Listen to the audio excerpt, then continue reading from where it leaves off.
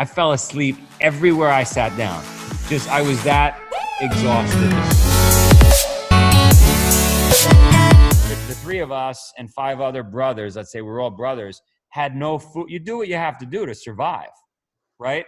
Now his children and the children of people that are successful in business and Wall Street and here, they don't have that same upbringing. And as parents, we want to make sure, oh, I don't want them to want for anything. I want to give them I don't want them to have a childhood like I had. Actually, you do. You do want them to have a childhood like you. You want it to be tougher. I want to bring my kids to Kazakhstan. I want my kids, I said to my wife, we have so much fucking food in the house from this supposed, I don't even know what this thing is called. It's not a terrible moment in time. It's like easy, right? We're all in our houses. For most of us, it's easy. We got a whole thing of food. And I'm like, we should run out of food. This is a perfect time to run out of food. And the kids should see that 4 days without food, what we got to deal with. We don't have to go to Kazakhstan. We could do it right here. It's a perfect excuse. I was in Kazakhstan this past fall with Kyle Dake when he was in wrestling at the World Championships. And you're right. That place is, you definitely appreciate what you have when you come back to America after going to Kazakhstan. Let's just put it that way. Is that where Spartan was born out of, Joe? I mean, you created this brand that's, worldwide, 270 events, 40 countries, millions of people. Is this where that brand and that company was born out of, this mindset? Yeah, on the other side of like what I just described in the neighborhood, my mom found yoga, meditation, became vegan, was pushing plant-based, cold showers, all the stuff that's like in vogue right now. Yep. Way before Wim Hof or any of these things, my mom was pushing all that stuff. And so on the one hand, you had people going to jail, real tough guys that you aspired to be, correctly or incorrectly. And then on the other hand, you had my mom, crunchy bohemian, that was pushing all these new age things. And I think Spartan is really those two, mindsets combined. It's like a yogi wrapped in a Spartan helmet and cloth, right?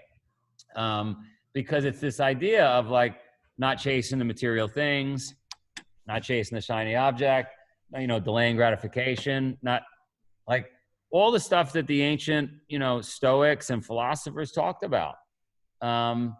And it's counter to your instincts living in this modern world. I mean, if I didn't have my mom and for whatever reason, if that movie didn't strike me like a lightning bolt, and if I didn't see the kids in the neighborhood coming from the wealthy households actually failing, I'd probably be like everybody else and just following like, I don't know, I want to go make a bunch of money and I want to eat lots of dessert and I want to wake up late on Sundays, right? But I didn't have that. I had some other thing and it was like, holy shit, it actually feels good. I live in a gogi, by the way. It's just, it's one long agogi. It's the farm in Vermont. Yeah. Living in agogi your whole life, you're talking about. My whole life is an agogi. I'm just one long agogi. You didn't end at 21.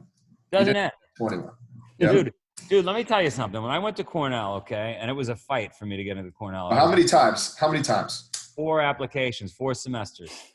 4 applications in a row. Oh my goodness. Like you were seeing Rudy. He's Rudy of Cornell. Yeah, Rudy. I know. Rudy gets all the attention. I didn't get any attention. So 4 attempts and I get in, and I'm not kidding. I'm not like, it's not going to be one of those stories where like, oh, we used to walk barefoot uphill both ways. No, but I'm telling you, I worked so hard in Queens running my business to pay for school that when I would get to Cornell to campus, because I'd go back and forth every weekend. When I'd get back to campus, if I was sitting in one of the quads for a second to like see what my next class was or something, I'd fall asleep. I fell asleep everywhere I sat down. I was that exhausted during the whole 4 years of college, but I wouldn't trade it. I wouldn't trade it for anything. I wasn't part of a fraternity. I never went out. I didn't really have any friends. I just was there to work, get my degree and move on. So I wouldn't trade that. I wouldn't trade that for anything.